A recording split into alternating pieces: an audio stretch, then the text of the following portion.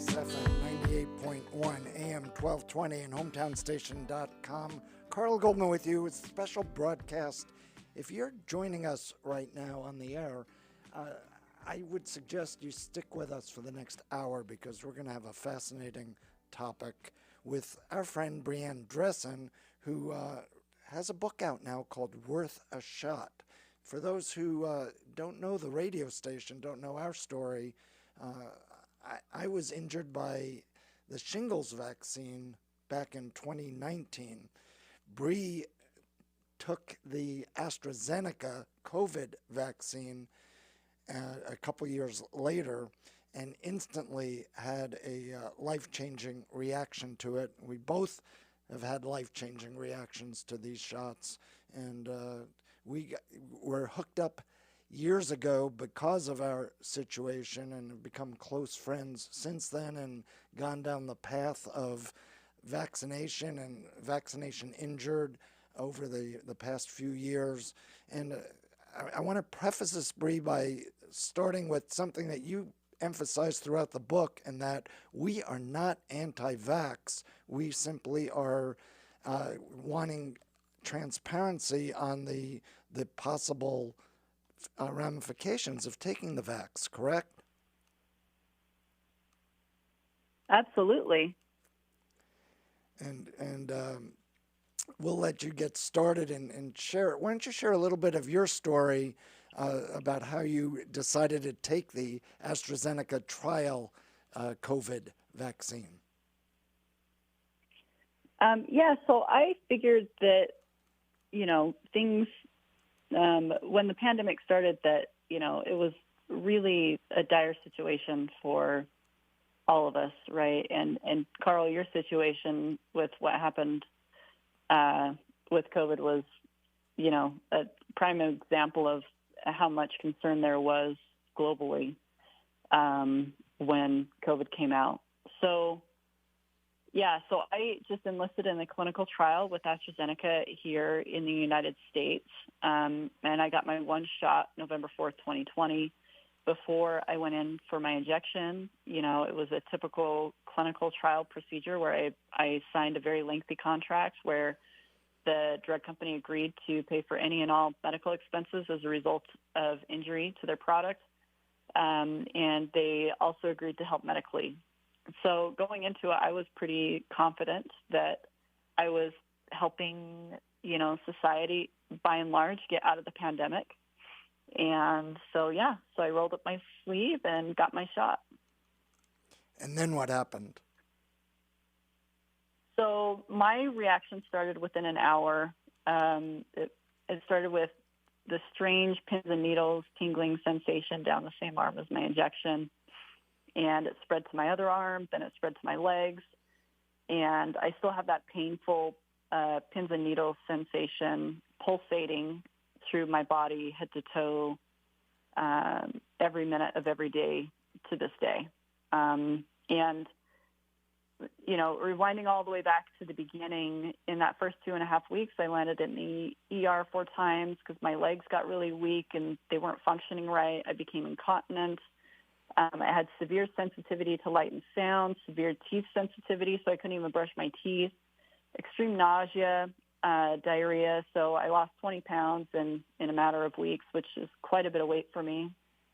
And everything just, I just turned into a hollow shell of who I used to be pretty rapidly. My heart rate was all over the place. It was up to 250, down to 3 to 30 sometimes at night. So it's pretty wild fluctuations. And just 3 weeks before my injury, I had hiked a mountain here in the Rocky Mountains that usually takes about 9.5 hours to do on average. And I had done the hike in 7 hours. And so physical conditioning was not an issue for me going into the shot. And it's pretty crazy that within 2.5 weeks after, I was debilitated to the point where I couldn't really function. So, that was just the beginning. And what we're finding with people with vaccine injuries, whether it's me, you, or the dozens and dozens that you talk about in your book, the reaction is different for each person.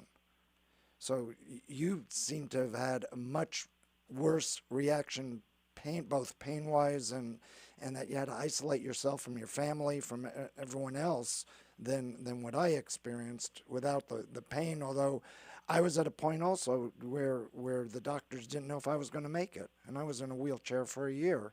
And we know that a lot of the victims that you discuss in the book that are part of your group, which is React 19, also have experienced similar reactions. Yeah, absolutely. How many have you identified that are part of React 19? There's 36,000 Americans that have been injured by the COVID vaccine specifically. There are 20 partner organizations globally that we work with that are all founded by people that have been harmed by COVID vaccines, advocating for people harmed by COVID vaccines, both, financially as well as physically and emotionally. You spent a lot of time in your book, Worth a Shot, Brianne Dressen, about the media and really, well, there's a whole number of people that tried to hide all this, but certainly the media was leading the way in making sure that the word didn't get out. And even to this day, most people think that it's a small number of people who were impacted by the vaccine.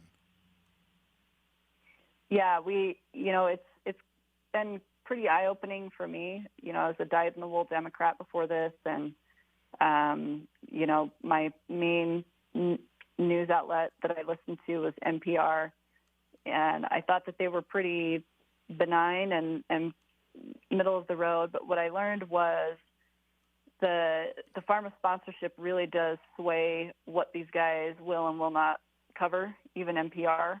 And it was really, really astounding to hear, news desk after news desk after news desk tell us they can't write anything bad about the vaccines out for the public. It was pretty eye-opening to see just how public perception is molded by the flow of information and how much power the news outlets have as far as molding people's perceptions. But of course, mainstream censorship was just one piece to the puzzle for how all these injuries were hidden. And along with the media, social media played a critical role. And as you went down this journey, you established a Facebook group and had a number of other Facebook groups joining you, and then ended up having Facebook cancel you. Why don't you share what happened there? Yeah, so we did our very first press conference in Wisconsin, and there were several mainstream reporters there. I want to say there's probably about a dozen. Several of them were crying, and it was at great personal expense that we went. It was really hard for us physically, but also emotionally as well. So we went there intending that the mainstream would pick up this information and run with it, and then we could go back home and focus on healing. We just wanted to get the word out so people could get better recognition with their home providers. So maybe we could start looking into what was causing these severe side effects for people. But within 24 hours of that press conference, obviously the media didn't cover it. Even the reporters that were crying in the room didn't cover it. And within 24 hours, Facebook shut down our first support group that we had formed that had several hundred people in there. Within 5 days, they found our other support group, and they shut that down as well. And that one was abruptly after I personally had made a post in the group updating people about the press conference after I had recovered after a few days. So fast forward several years, we found out that Stanford, in collaboration with this project called the Virality Project, had been surveilling everything that had to do with COVID. And apparently we popped up on that list. And at that point, they started tracking me by name, specifically what senators I was working with, what media outlets were picking up the cries for help that we were sending out. And those briefings then went to the White House, where Joe Biden and his administration used those briefings every single week to direct social media censorship. And there was a lawsuit that forced a bunch of emails to come out from the White House as far as social media censorship goes. And it was confirmed that the White House directed Facebook, Instagram, TikTok, Twitter to censor true stories of vaccine injury that could cause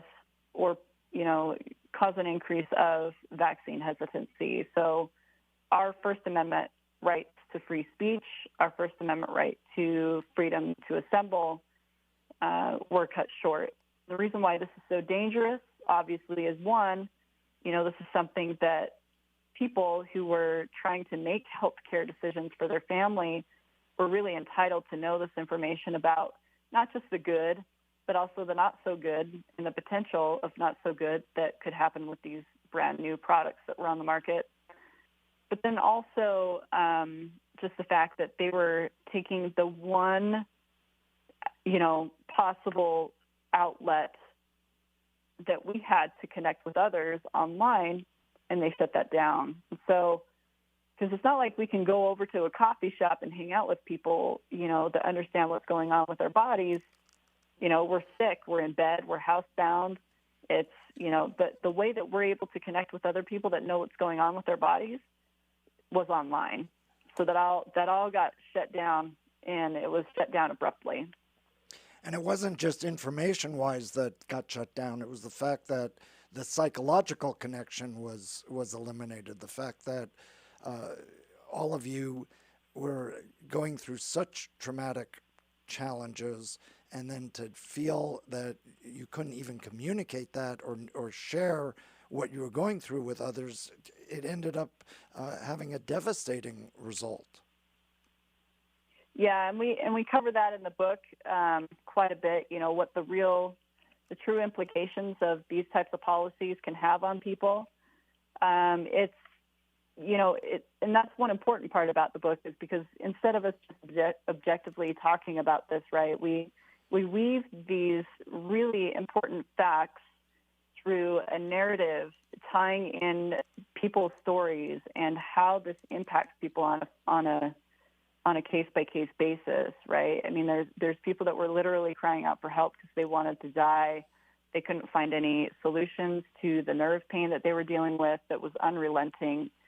And, it's a very scary situation to put those people completely out on their own, and it's basically insisting that their suffering is not worthy for an illness that they had no choice in, right? Nobody chose to get a COVID vaccine and get sick after. In fact, we all thought we were choosing the opposite. We thought that we were choosing help. We thought that we were choosing, no COVID infection, which was the argument at the time. You get vaccinated and you don't have any kind of infection. And what we got was the opposite, right? We got stigmatized, severe, emotional abuse by, not just our peers, but by the government, by social media companies, by the media, when literally all we needed was just some doctors to look at what was going on and help us. We're chatting with Brianne Dressen, whose book, Worth a Shot, is out right now, available on Amazon, and we'll give other plugs for that in a few minutes. It's KHTS FM 98.1, AM 1220, hometownstation.com. Carl Goldman talking with Bree Dressen about the journey she's been on over the 4 years, and the fact that Bree has done some heroic deeds in setting up React 19 and leading the way, becoming an inspiration for a lot of people, including my wife Jerry and I. Bree, you spend a lot of time in the book talking in detail about, after you got the shot, having communicated with the NIH for quite some time and feeling the NIH was on your side, while AstraZeneca, who administered the drug, and the company that was facilitating the administration of the trial that you were on, totally abandoned you, even though you had a signed contract. Yeah, for sure. So the National Institutes of Health got reports of vaccine injury in January of 2021. We were one of the families that reported my injury to the NIH, and they responded within 24 hours. And at that point, they had started a study on COVID vaccine injuries, specifically neurological in nature. And what we found out was they started flying people out, and they ended up flying me out in June of 2021, so about 5 months into this investigation they were doing. While I was there, I was tested. I was also diagnosed appropriately with post-vaccine neuropathy from the National Institutes of Health, and then I was treated as well. And it took me from bedbound to being able to start walking around and have a better quality of life. It was pretty dramatic, actually. And we started sending the NIH people that were in really dire straits privately. We weren't sending them a bunch of people, although we know on the back end that they were being bombarded by other people that were sick. And we thought that it was a collaborative effort. They told us repeatedly to just hang on, that they were going to publish the data. And that would be obviously a very big win for us, having our injuries publicly acknowledged by the lead research institution in this country. But of course, as we've all seen, that still has yet to happen. So, on my last day there, before they flew me home, they came in into my little room, and they told me point blank to my face to not talk about the research going on at the NIH. So at that point, they were still helping all these other people privately. They kind of had us pinned between a rock and a hard place. We didn't really have a choice not to. So we stayed quiet, and we stayed quiet until in the fall of 2021, they abandoned all of us at the same time. It's pretty shocking when it happened. Nobody understood why, but it quickly became apparent that the OSHA mandates had come out, and they weren't going to be publishing the data that they had been collecting on us over the first, 8 months of the year in 2021. And meanwhile, they were publicly saying that the vaccine was safe and effective. So that was what the general public, all assumed. And I don't know if maybe they brought us out to see if there was something that they could say was going on, that they could then turn around and tell people, hey, your legs may stop working and you may have this bizarre buzzing, tingling, burning sensation through your body, but hey, we've got a fix for you, so you can go get your shot and we can reverse it pretty well. But I don't think that's what they found. They found that this is a lifetime issue, that this is causing, permanent damage in a select, group of people. And for whatever reason, they decided not to talk about it. They were just marching along with this different narrative, which was, COVID's really scary and you need to get this shot because this is what's going to stop the pandemic. While we were literally there under their nose being treated for severe COVID vaccine injuries that are permanent and still years later are worse now than they were at the beginning. And being lied to all along the way. The 38,000 are the ones who got hit with the vaccine right upon taking it. What isn't studied right now, but is just right now being on the horizon, are the amount of injuries and deaths that have come from the vaccine later on, because all the research is showing that the mRNAs are compromising your immune system so that those that already had a weakness in their heart or potential for cancer or blood clots are suddenly experiencing that in large numbers. The numbers are staggering, particularly for middle-aged people right now. Yep. So React 19 got started after Facebook and the other social media canceled you, correct? Yeah, absolutely. It was an organization born out of necessity. We realized the government wasn't going to do their job and they were not going to own up to any of the promises they had made to us. And so we started our own 501c3 nonprofit, volunteer run, and we aim to provide physical, financial, and emotional support for people like us. So to date, we've awarded $950,000 to over 130 people for out-of-pocket medical expenses. The U.S. government, by contrast, has given out $437,000 total for all COVID vaccine adverse events. This is in exchange for the government taking away anyone harmed by a COVID vaccine's right to sue or due process. So if you're harmed by a vaccine in the United States in general, you can't sue the manufacturer, period. COVID vaccines have an added layer of protection because of the emergency protections put forth, where if you're injured by a COVID vaccine, you can't even file against the proper compensation program set forth by the government, which that program has, anything run by the government has massive problems, right? I mean, just look at the disability and Medicaid, Medicare programs to see the serious problems. So the COVID vaccine compensation is not any different. So the CICP run by the government paid out $437,000 total. They have a budget of about $28 million a year. The vast majority of that obviously is going to paid staff at the government, not into the hands of the people that need it.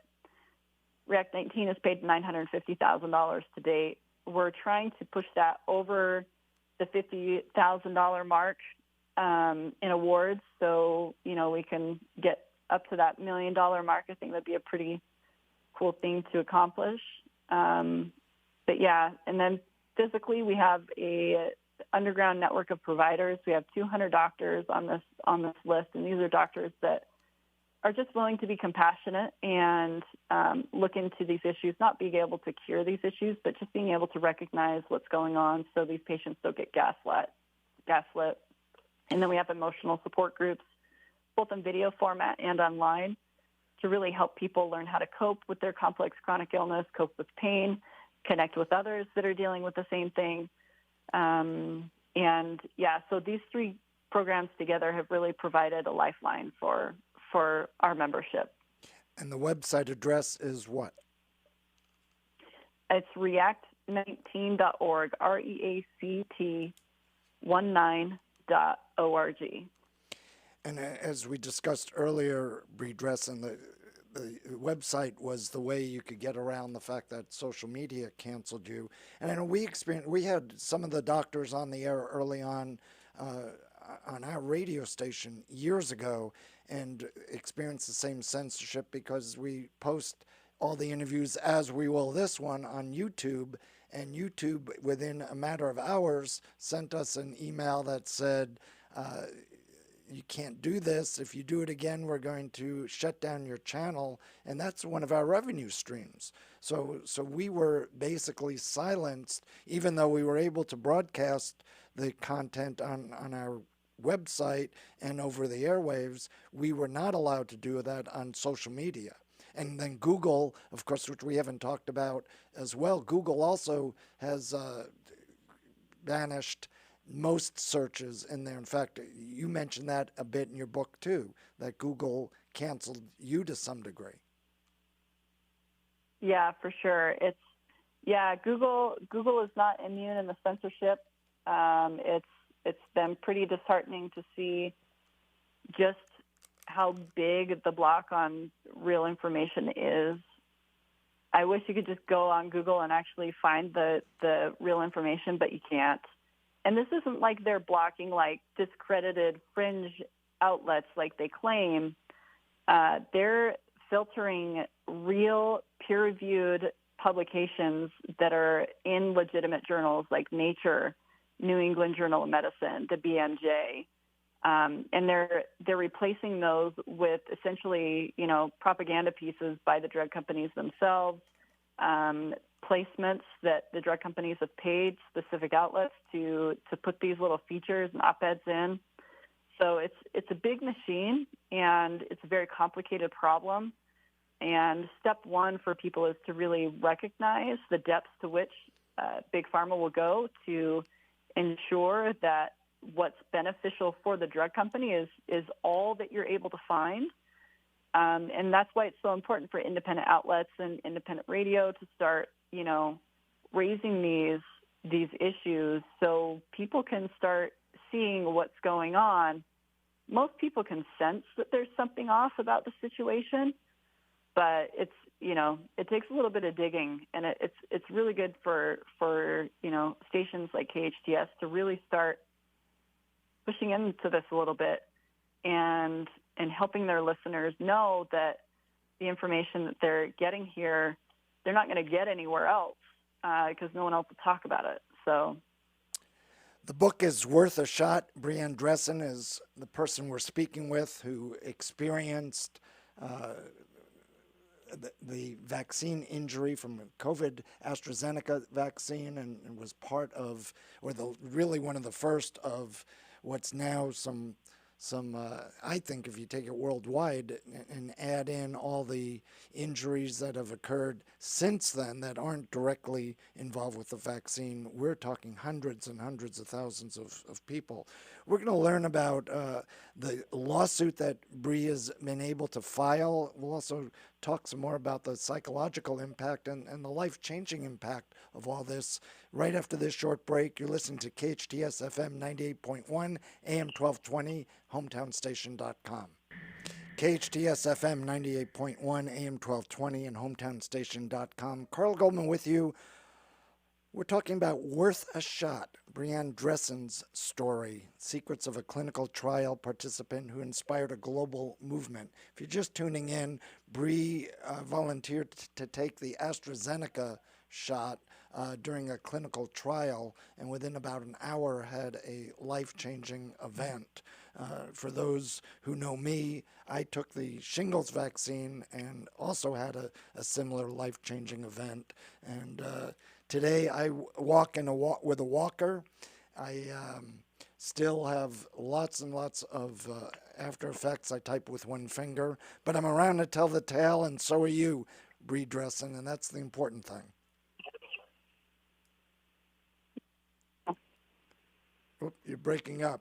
But one of the things I wanted to delve into, and we heard a minute ago Jessica Sutter from the Pussycat Dolls talk about React 19. How did the two of you hook up? It was actually through just doing advocacy work through React 19. She came through our website just like anybody else would, reaching out for help for her own COVID vaccine injury. And it's been quite the adventure for her. She's had a really substantial amount of nerve pain and permanent damage to her back and her ribs because of her vaccine injury. She has a little tiny toddler who was a baby when she got injured, and it's been pretty brutal to have to watch how she's walked through this, even through with all of her connections globally. She too is unable to find relief for her pain. So, and you talk about her being a mother. You also were a mother and are a mother, of course. But during that time, the first year or so of getting the vaccine, you basically had to shut yourself off from your family. Yeah, I had severe sensitivity to light and sound to the point where I couldn't even be around my daughter, who was 6 years old. Her beautiful little singing song voice, which is what most little girls do at that age, it was too painful for my ears, and my skin was too sensitive to be able to be touched. So my son, he'd come in to try to comfort me, and I'd have to push him away as well. It was pretty brutal for them. They were raised by a nanny that my sister had hired, and they still have quite a bit of trauma several years later. They have quite a bit of trauma pent up from that time. Anytime I flare, which is usually at least once a month, sometimes twice a month, my kids have a hard time with that because they're afraid that I'm going to go back to how things were when they were really bad. So, yeah, it's definitely a very somber aspect to, what happens with these types of severe ailments. It doesn't just affect you. It it affects your whole family, as you know, Carl, with your own injury. Yeah, there's tremendous impact that is really a domino effect. One of the brave things that inspired me, Bree, about your book is that you talk at length about thoughts of suicide during all this, and just the choice of ending it all, and you share that. Not only you share your personal experiences with it, but then you talk about others as well. But why don't you just take us through some of your journey on that? Yeah, it's one thing to be dealing with chronic pain all the time. It's another to realize that chronic pain is not going to end. And it's another to deal with understanding that chronic pain there's never going to be a break from it. So, and this is something that a lot of people that are dealing with this illness have dealt with. There's a partner organization in the UK CV Family. They ran a survey with their membership to see who had considered suicide during the length of their illness, and it was well over 70% had, in fact, confirmed that they had considered suicide. Wait so 1 minute. That number is 70% of the people who were vaccine injured. Over 70% had considered committing suicide. Suicide. Wow. Yeah. Wow. So it's not like it's just, and you know this, Carl, because your own vaccine injury. It's not like it's a mild thing. It's it's a dramatic change in life, and it's a dramatic change in quality of life, and it's definitely something that we don't take lightly. But it's also the reason why we push so hard to advocate the way we do, because we understand firsthand, because we're living it, that this is a literal life-saving mission. You share a situation where she ended up not being able to reach out and ended up committing suicide. Yeah, there's a woman, young mom. She was actually from the L.A. area. She lives in L.A. And she had way too much pain, and her neuroinflammation overtook her, the depression overtook her, and her husband found her. It's and these are families that they love their loved ones, they do, but it's just something that we're not allowed to talk about, we're not allowed to recognize, and that's applying a lot of pressure, not just to the person that's harmed, but to the family members that need to support those people that are suffering physically. And for a lot of us, it's just too much to bear. So it's a lot to handle. So if people do know someone that's dealing with this, it's the holiday season, feel free to reach out to them, give them a call. You very well could be that one reach out that they get during the holiday that is going to save their life. That's great advice. Brianne Dressen is our guest here on AM 1220 KHTS FM 98.1, your hometown station. Carl Goldman with you. Bree, you mentioned earlier, right at the start of this interview, that you started this entire journey out as a Democrat. You and I were on opposite ends of the political spectrum back then, and you reached out, along with members of your group, reached out to all of their local representatives, both Democrats and Republicans, and basically hit a wall with all except for one. Yeah. Yep. So I know everyone feels like this is a partisan issue, but it's not. We got a pretty unified block from both sides. Senator Ron Johnson was the one that picked up the phone and personally responded. And being a hard Democrat, that was a really, really hard pill for me to swallow. Because at that point, I was trusting what the media was saying about him, which was actually very different than who he actually is as a person. So, yeah, it's been quite a wild ride to see who actually is the villain in this story and who is the hero. And Ron Johnson, who's a senator in Wisconsin, he definitely is our number one champion at this point. And he's been pushing really hard to make sure that the voices of those that have been censored are heard. And my wife, Jerry, and I had the pleasure of meeting Senator Johnson along with you, Bree, and a group of other vaccine injured. And you could tell in a very short period of time how sincere he was with all this.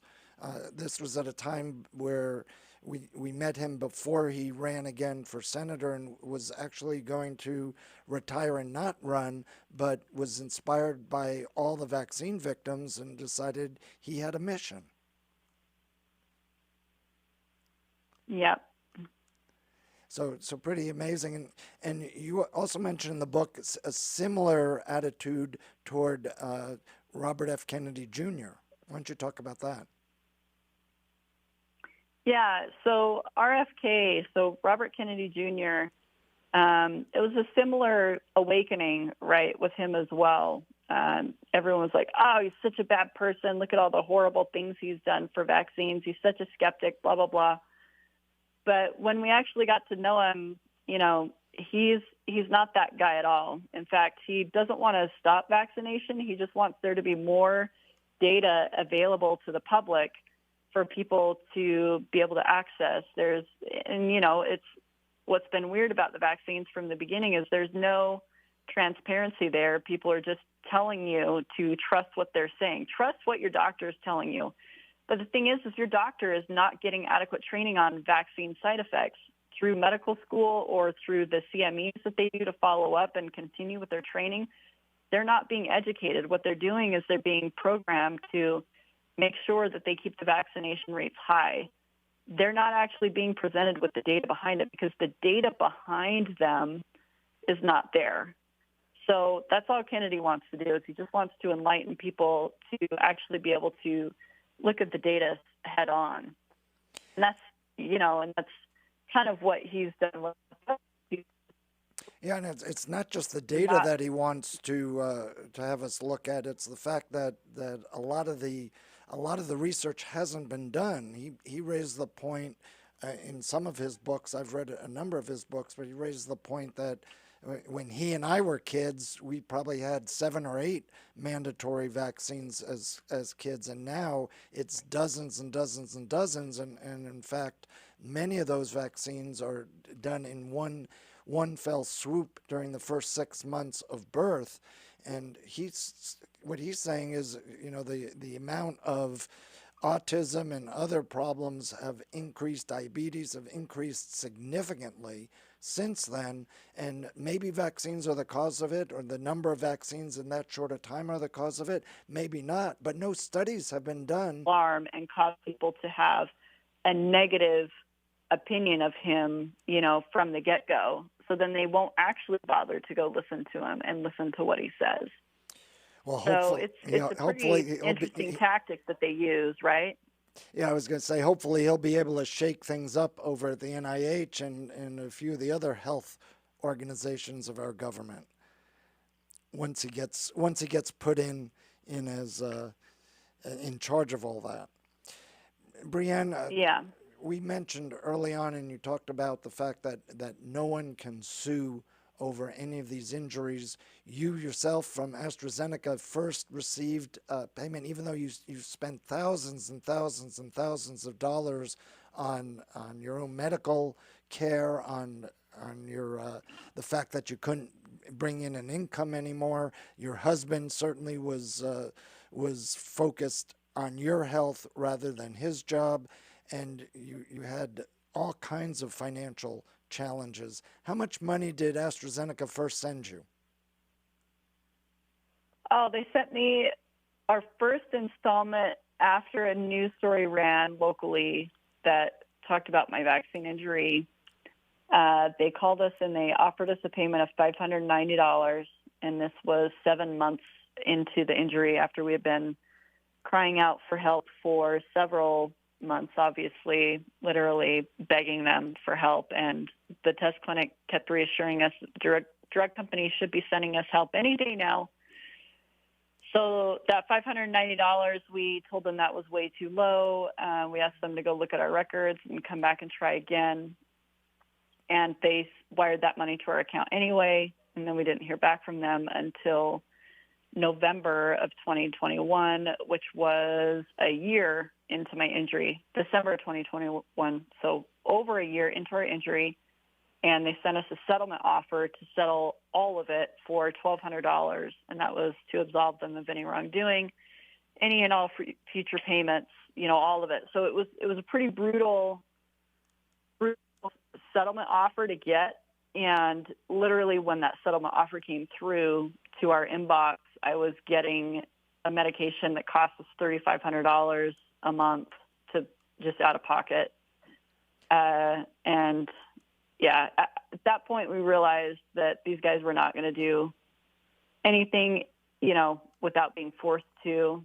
And so then now we have filed a lawsuit against them for contract violation, not for injury, but for contract violation. So we're pushing through the court system with that now. And the contract violation is, as we discussed earlier, you signed about a 34-page contract to begin with, along with verbal assurances by the company that administered the vaccine, the trial, that you would be taken care of from a medical standpoint. Yeah. Pretty amazing. And then I know, I believe I read in the news that AstraZeneca tried to stop the lawsuit. That got taken to the courts, and the courts ruled that you could go on with the lawsuit. Is that correct? Yeah, the drug company tried to get the lawsuit thrown out, saying that they were claiming that the PrEP Act, this incredible protection for all vaccines, provided them special protection so they wouldn't have to own up to their end of the contract. The judge threw that out, and the drug company, instead of taking that as fair, is now appealing that. So that's now sitting at the 10th Circuit Court of Appeals right now, waiting for another review. The other piece of news I think that will help shed a light on all this is we talked a little bit about Senator Ron Johnson of Wisconsin, and with the Republicans about to take over the Senate, he'll be able to lead hearings on all this. Has he revealed anything that you can share with us? Yeah, he's written a notice to the NIH, the CDC, and the FDA demanding that they preserve all records. So he's definitely planning on launching investigations to get to the bottom of several of these issues. Yeah, I think as time goes on, we've already learned so much, and we're scratching our heads about the fact that the Wuhan lab at first was censored, that we couldn't talk about that, and now, of course, we're all sure that this started in China and started in the Wuhan lab. But I believe, Bree, that a lot of the elements that you talk about in your book, Worth a Shot, are going to have a different light once the administration shifts and some of these hearings take place and some of the memos and the emails are revealed. Yeah, this in this book it's not like any of the other books out there in this space. The rest of the books are very technically written. They're slow. You need to take it in very small chunks to be able to digest it all. This is designed to be an easy read for people to be able to connect to and absorb the information quickly. And it's all stuff that the general public for sure doesn't know. Even the people that are aware of this, they think that they know everything about this issue, but they actually don't. I don't think they realize just how bad it was. And I'm not talking about just how painful it was. I'm talking about the players that are, quote unquote, the heroes to the public. I don't think they know just exactly what these people did specifically directly to us, not just through the grapevine, but directly to us. And I think once people realize just how bad it was, they're hopefully going to take another look at the issue in general. And it really boils down to following the dollar. And one of the eye-openers for me over the years with my journey is the fact that over 50% of the money that goes to fund Fauci's organization and the NIH come from the pharmaceutical companies. And then it doesn't take anyone more than about an hour of watching mainstream television right now to see how many commercials are pharmaceutical commercials to get a better understanding of what the finances are behind this. Yep, it's true. Pretty amazing. Worth a Shot is the book we're talking about with Brianne Dressen. Brianne Dressen's story, Secrets of a Clinical Trial Participant Who Inspired a Global Movement. It's written by Caroline Pover. Tell us about how the two of you hooked up. Oh, Caroline Pover, so she's fellow injured in the UK. She is an award-winning author who also has experience with advocating for the voiceless. She lived in Japan during the tsunami that hit Tohoku, Japan, so hard. And instead of just being there for a couple of months, she ended up staying there for 10 years and became a very prominent advocate there in Japan for people that, really just they were left with nothing after the tsunami. So she then became harmed by her COVID vaccine and realized that the problem with this is just as bad as it was with the tsunami, and has become a prominent advocate in the UK. So she's been an incredible friend, ally, and she's a very powerful voice, as people will learn when they read the book, just how much of an incredible writer she is and how she's able to really communicate this in a forceful way, but still a loving way. Yeah, she does a good job. And you were extremely brave to walk through your journey and be so honest and revealing about it. That had to take a lot of courage. Yeah, thanks for that. And today, your family's doing great, I take it? Yeah, the kids are doing well, and yeah, we're just moving forward and trying to, do what we can between raising kids and helping them through the trauma. And